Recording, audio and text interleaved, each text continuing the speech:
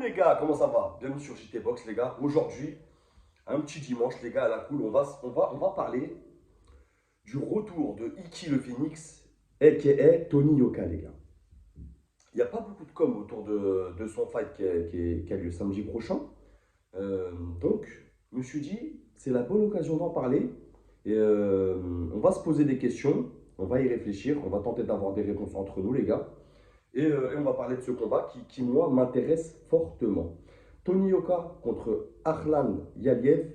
Vous m'excuserez les Russes si j'écorche le nom et prénom, donc je vais l'appeler Yaliev, comme ça sera vite fait. Qui aura lieu le samedi 17 mai à l'Adidas Arena. Combat de retour en France pour Tony Yoka, 1 an et demi après avoir passé par plusieurs étapes psychologiques, il a dû aller se refaire à Londres. À Londres, entre guillemets, les gars. Je vais d'abord faire un petit vite fait, une petite fiche des deux protagonistes. Ensuite, on parlera des 1 an et demi à Londres et tout ça. Qu'est-ce qu'il en est sorti? Est-ce que c'est bénéfique? Est-ce que c'est négatif? Ensuite, je donnerai mon prono. Je parlerai de la com, les gars. Donc, Tony Yoka, les gars, c'est top 55 mondial, top 2 français. 16 combats, 13 victoires, 3 défaites, 0 match nul, 11 victoires avant la limite. Il est pro depuis 2017 et il a 33 ans. Yaliev, son adversaire, qu'on n'a encore jamais vu, ça j'en parlerai dans la com, top 38 mondial, top 1 russe, 16 combats, 16 victoires, 0 défaite et 0 match nul.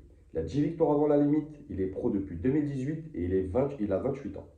Donc, 1 an et demi depuis la défaite contre Riyad Meri, la défaite qui lui fait prendre conscience, la défaite qui remet tout en cause, qui remet tout en question. La question qu'il a dû se poser, est-ce que la boxe c'est fait pour moi? Est-ce que je dois continuer la boxe? Vraiment, moi j'ai senti, je me rappelle très bien de l'interview après combat où il y a Chiozo qui lui parle et on voit son regard, il est ailleurs. Il est ailleurs. Vraiment. Il n'y a plus l'œil du tigre, il est ailleurs.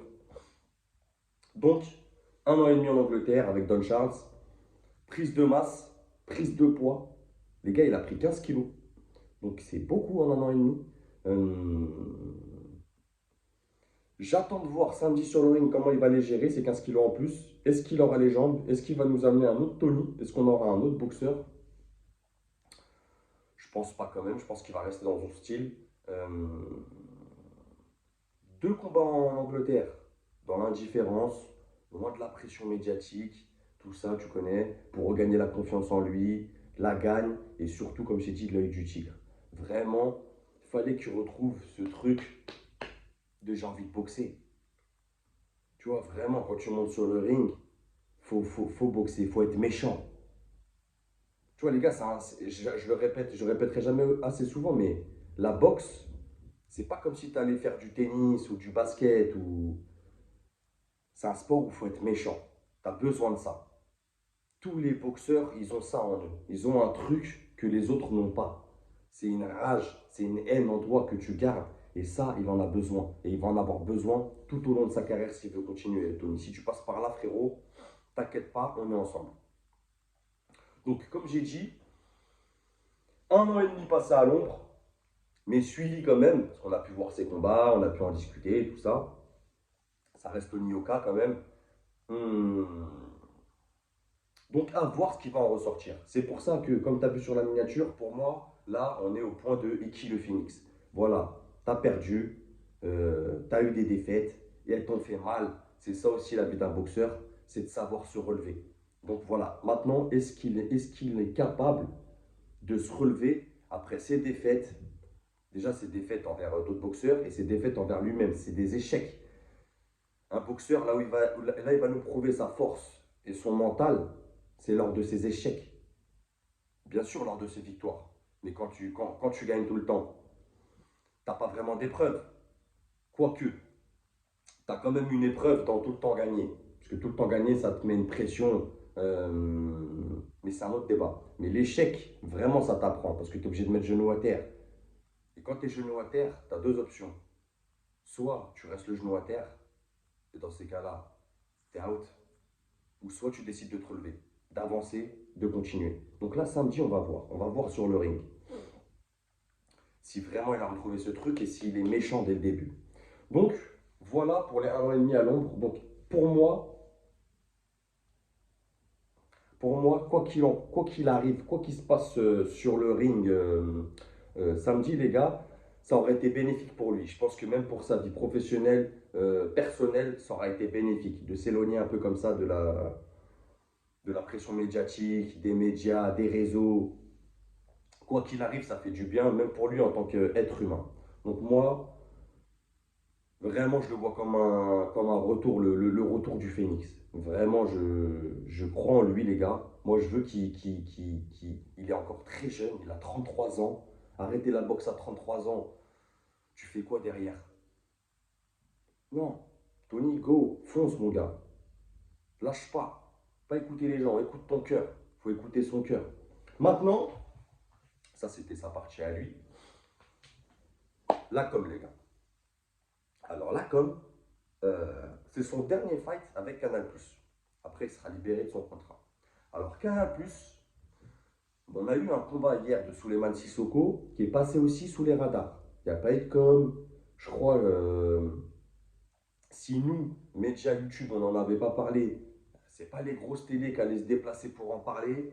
Alors que c'est des mecs suivis, là, Souleymane Sissoko. Tu vois, ça a une structure. Mais bon, ça passe sous les radars. Et ben, j'ai le même problème avec Tony.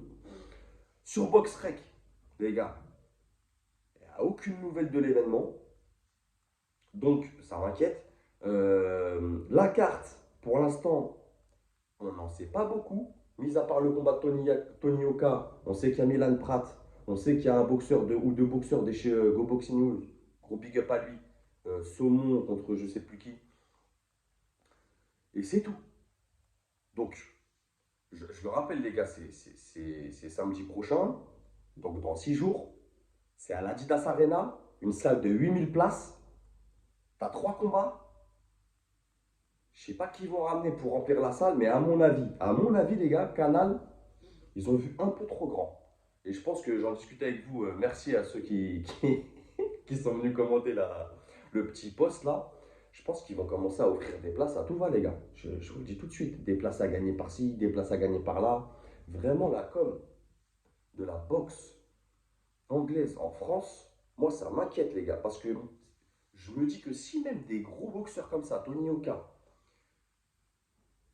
la com, elle n'est pas là. Ouais, ils sont où les face-off là? L'adversaire, Yaliev, c'est un russe. Il y a une grosse communauté en France de russes. Faites-nous des face-off à la Tour Eiffel. Faites-nous des face-off à l'Arc de Triomphe. Vendez-nous une histoire. Vous voulez vendre des tickets, des billets. Vendez-nous une histoire. Même nous, les gars, je vais parler, je vais vous dire une dinguerie. Même nous, là, les passionnés de boxe hardcore, le Yaliev, on ne sait pas qui c'est. Il est top 38, on ne sait pas qui c'est. Tu vois, si je te dis Yaliev, là, physiquement, il a des cheveux, il n'a pas de cheveux, il a des lunettes, il n'a pas de lunettes, on ne sait pas qui c'est. Alors imagine des mecs lambda qui soutiennent Tony Yoka parce que Jeux Olympiques, nanani, nanana, bref, tu connais. Ils vont lui dire c'est qui ton adversaire, qui, quoi, comment, où. Vendez-nous les billets, les mecs. Vendez-nous le fight. Moi, c'est là où ça m'inquiète. Je me dis qu'il y a 3 combats sur la carte. C'est chaud. Vraiment, c'est chaud. Bref, vous me direz ce que vous en pensez en commentaire, les gars. Je vais vous dire mon prono, mais bon, on aura le temps d'en revenir. Demain, normalement, les gars, lundi, je devrais avoir des nouvelles par rapport à ce que est-ce que je serai sur place samedi ou pas. Donc, si je suis sur place samedi ou pas, je ferai des vidéos dans la semaine pour ça.